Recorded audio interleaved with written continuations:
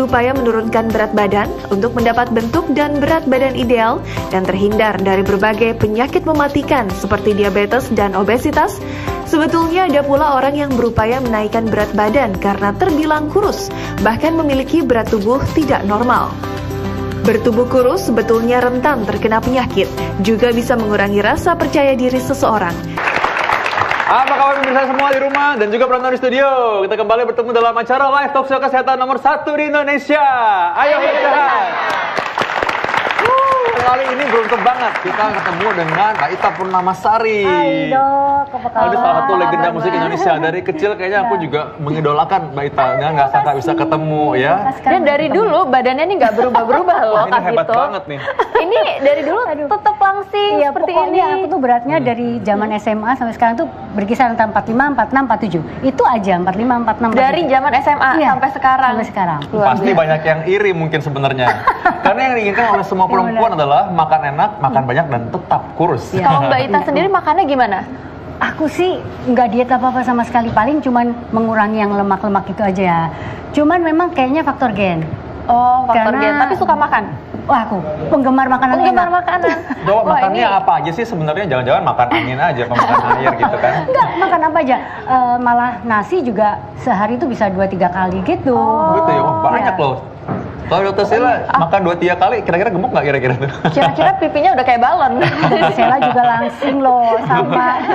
Nah, kita akan bahas lebih lanjut mengenai bagaimana orang yang bisa susah gemuk. Karena Iya. susah gemuk ini bisa juga menjadi suatu penyakit yang mungkin tersembunyi dan kadang-kadang ini merugikan kesehatan. Kita akan undang Dr. Wisnu Wardana, seorang dokter spesialis penyakit dalam dan juga konsultan pencernaan. Halo Dr. Wisnu, Dok. Iya, Ini dok, Dok. Dr. Wisnu, ini dok, Mbak Ita ini dari dulu kita lihat langsing terus. Nah, tapi ada orang memang punya masalah yang sama. Bagi sebagian besar orang, mereka takut kegemukan. Tapi bagi sebagian orang, mikir, oh saya gemuk susah sekali. Nah, sekarang memang orang-orang ini agak galau juga jadinya. Iya, gemuk salah, kurus juga salah. Gimana itu dok? Salah Iya. ya. Ya, memang kita tahu dalam hidup seseorang itu kita mau pilih, ada dua pilihan, mau gemuk atau kurus. Jarang yang kita mau ideal banget. Kenapa? Karena apa? Yang menyebabkan kita diracuni adalah karena faktor makanan. Ya kan? Nah, itu makanan yang ini bikin gemuk. Tapi ada juga yang gaya hidup, saya mau membatasi makanan ini supaya saya jadi kurus. Tapi ada hal lain yang bisa seseorang menjadi kurus, nanti akan kita. Nah, ngomong soal makanan, Dokter Sila punya gambar nih dok. Coba kita lihat, Oke, Mbak mari Ita. kita Ini lihat. bagaimana Ya. prosesnya kalau makan itu di sini, Mbak Ita. Bagaimana kalau orang makan lalu masuk ke dalam lambung dan dicerna? Oke. Ini gambar dari mana proses makanan itu mulai dikunyah dari mulut. Biasanya yang paling baik adalah sebanyak 30 kali lebih. Ya, saya halus sehingga dia masuk melalui kerongkongan ini ya, kerongkongan. Dia masuk ke dalam lambung. Ya. Nah, di lambung inilah proses itu bermula untuk mulai zat-zat, sebagian zat yang ada bisa diserap oleh lambung melalui bantuan asam lambung dan juga ada enzim di sana, dan dilanjutkan masuk ke dalam usus 12 jari. Nah, di usus 12 jari kita ketemu dengan cairan empedu dan dia bisa memecah lemak, dan sehingga itu zat-zatnya sebagian sudah bisa diserap lagi sampai di usus halus. Terus prosesnya sampai ke bawah. Dok, tadi maaf kan 30 kali dikunyah. Lah boro-boro 30 kali, kayaknya 10 kali aja udah langsung. Udah ketelan ya? Udah ketelan ya. Tergantung Itulah makan apa. kebiasaan yang tidak bagus pada sebagian kita, bahwa itu adalah mengunyahnya karena terlalu cepat. Kalau makan bubur atau makan mie yang lebih gampang, kan nggak mungkin Nah, 30 kalau kali ya, bubur Dok. ya oke lah, tapi kalau mie sama kan, ini kan termasuk yang makanan padat juga kan, itu harus paling baik. Ya. Sebenarnya memang mengenai mengunyah itu dok, kadang-kadang orang terlalu strict dan letterlock ya. Wah, ini bahasanya bahasa apa nih, letterlock? Bahasanya Mbak Ita. Jadi katanya orang ini harus 30 banget. Jadi makan tuh stres kayaknya.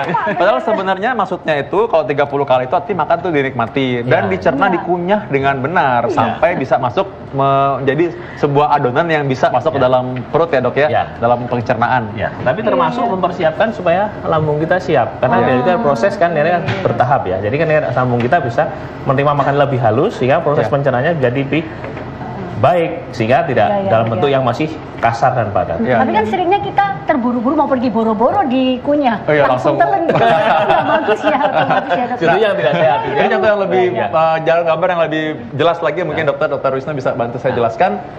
Nah, disinilah setelah lewat usus halus ya, kita ke sini ya, biar bisa. dia akan turun sampai ke usus besar, di mana di usus besar lah terjadi proses penyerapan lemak dan air ya, dan juga vitamin yang bisa larut dalam lemak, yaitu vitamin A, D, vitamin E, dan vitamin K. Nah itu sampai akhirnya sisanya dalam bentuk ampas dibuang sebagai kotoran.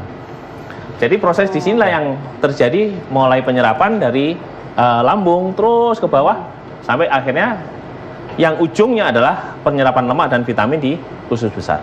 Ya. Ini TPA ya, Mbak Ita ya, tempat pembuangan akhir. Ya, oke. Nah, di sini sebenarnya kalau misalkan orang susah gemuk ya, Dokter Sheila tadi udah sempat ngomong tuh, katanya ada teman-temannya ada beberapa orang yang susah gemuk, padahal makannya tuh banyak banget, bahkan lebih banyak daripada kita nih. Itu gimana dok? Apa ada yang penggemar makanan sama Mbak Ita juga kan tadi? Itu apa ada perbedaan di saluran pencernaan atau gimana dok? Memang ada beberapa hal. Yang pertama adalah faktor genetik ya, itu genetik berpengaruh. Terus kedua adalah faktor penyakit yang berpengaruh. Ketiga adalah gaya hidup ya, terutama orang-orang yang suka begadang ya, kurang tidur, atau juga karena dia mengkonsumsi alkohol. Itu ya salah satu yang juga menyebabkan seorang bisa susah gemuknya. Kalau saya gen kali dok.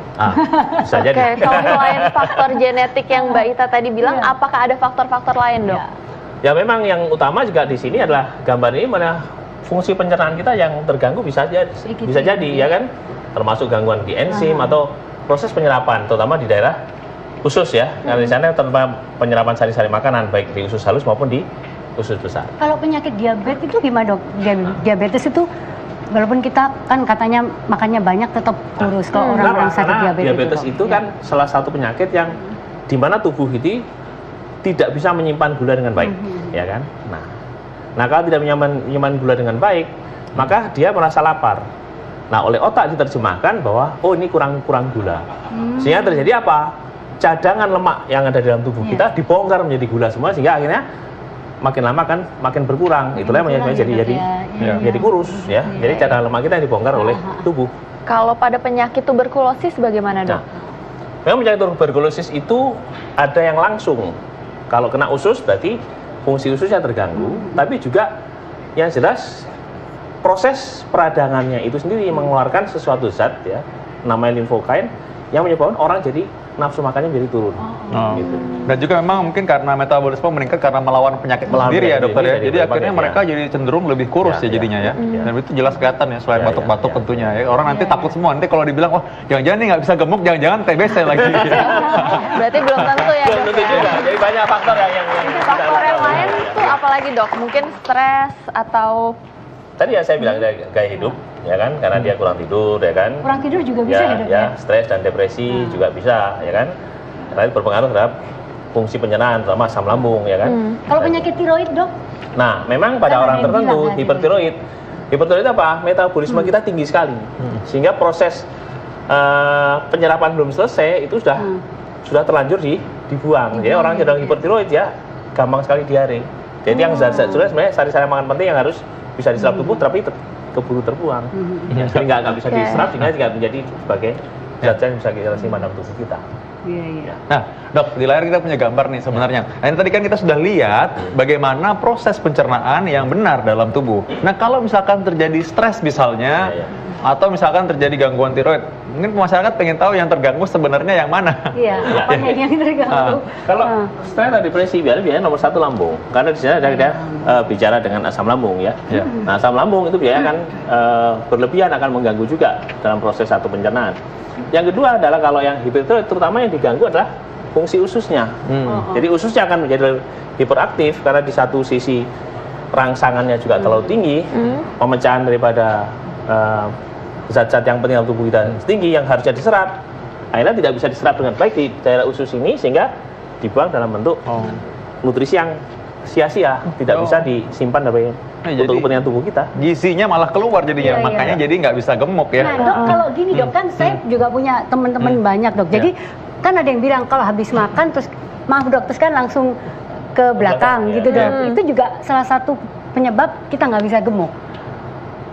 Bisa iya, bisa tidak. Ya tergantung apa yang terjadi. Karena kalau yang kita tahu ada penyakit yang namanya short bowel syndrome. Itu yang memang juga habis makan dia langsung gampang. Jadi kayak jalan tol gitu, ya, langsung keluar jadinya.